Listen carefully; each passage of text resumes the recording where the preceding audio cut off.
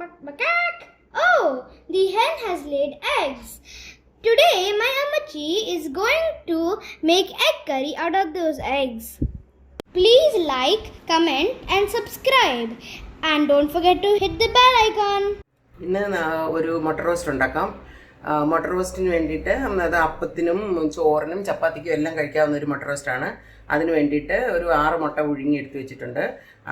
അതിനുള്ള ചേരുവകൾ 2 medium size onion cut ചെയ്തത്, കറിവേപ്പില, പച്ചമുളക്, ടൊമാറ്റോ 2 എണ്ണം സ്ലൈസ് കുഞ്ഞായിട്ട് അരിഞ്ഞത്, മഞ്ഞൾപ്പൊടി, കാശ്മീരി ചില്ലി പൗഡർ, സാദാ ചില്ലി പൗഡർ, മല്ലിപ്പൊടി, പെരിഞ്ചീരകം, കടുക്, ഇഞ്ചി വെളുത്തുള്ളി പേസ്റ്റ്, ഗരം മസാല, കുരുമുളക് പൊടി. ഇത്ര സാധനങ്ങളാണ് ഇതിന് വേണ്ടത്. ഇനി നമുക്ക് തയ്യാറാക്കാം.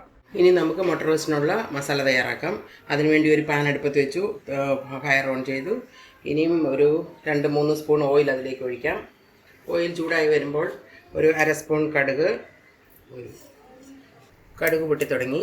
ഇനി അതിലേക്ക് ഒരു 1/2 സ്പൂൺ പെരിഞ്ചീരകം, ഈ നമ്മൾ ഗരം മസാലയ്ക്കൊക്കെ ഇടുന്ന പെരിഞ്ചീരകം, അല്പം കറിവേപ്പില. ഇനി മീഡിയം സൈസ് ഉള്ളി അരിഞ്ഞത്, സവാള അരിഞ്ഞത്, അതിലേക്ക് അല്പം ഉപ്പിടാം. എളുപ്പം ഉള്ളി വാടിക്കിട്ടും.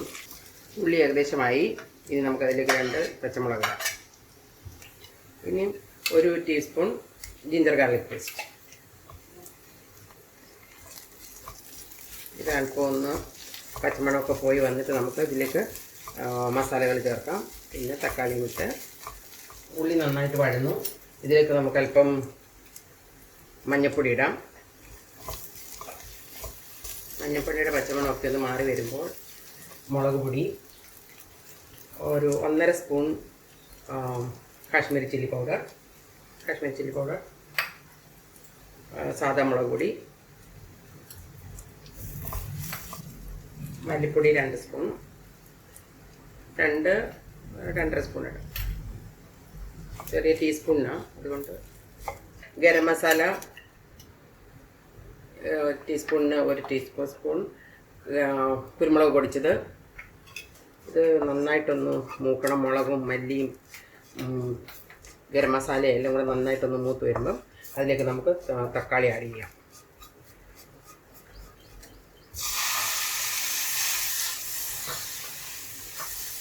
തക്കാളി നന്നായിട്ട് വെന്ത് പേസ്റ്റായി വരണം. അതുവരെ ലോ ഫ്ലെയിമിലിട്ട് ഇതിനെ മസാല റെഡി ആയിട്ടുണ്ട്. ഇനി നമുക്കിതിലേക്ക് മുട്ട ഒരെണ്ണമായി ഇങ്ങനെ വരഞ്ഞോ മുറിച്ചോ എങ്ങനെയെങ്കിലും ഈ എണ്ണയിലോട്ട് തന്നെ ഇടാം. അന്നേരം അതിനെ ഒന്ന് വഴറ്റിയെടുത്തിട്ട് പിന്നെ നമുക്ക് വെള്ളം ചേർക്കാം. ഇപ്പം 6 മുട്ടയാണ് എടുത്തിരിക്കുന്നത്. അതിനുള്ള മസാല ഇത്രയും. മുട്ടയും കൂടി അതിൻ്റെ കൂടി ഇട്ടൊന്ന് ജസ്റ്റ് ഒന്ന് വഴറ്റിയെടുക്കാം.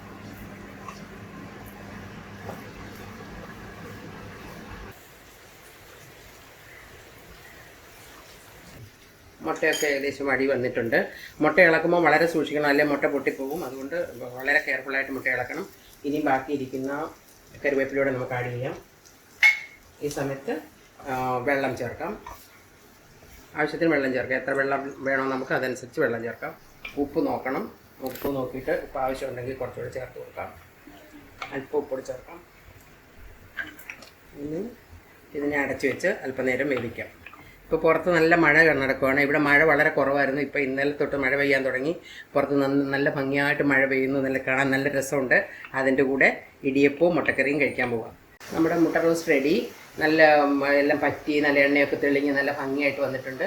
ഇനി നമുക്ക് ഒരു സർവിങ് ബോളിലേക്ക് എടുത്ത് കഴിക്കാം.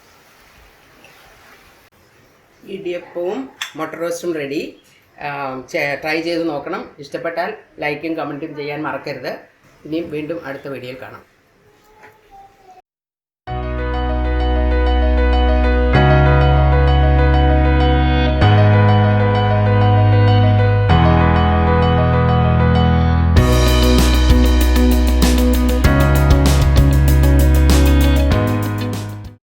I have a question for you.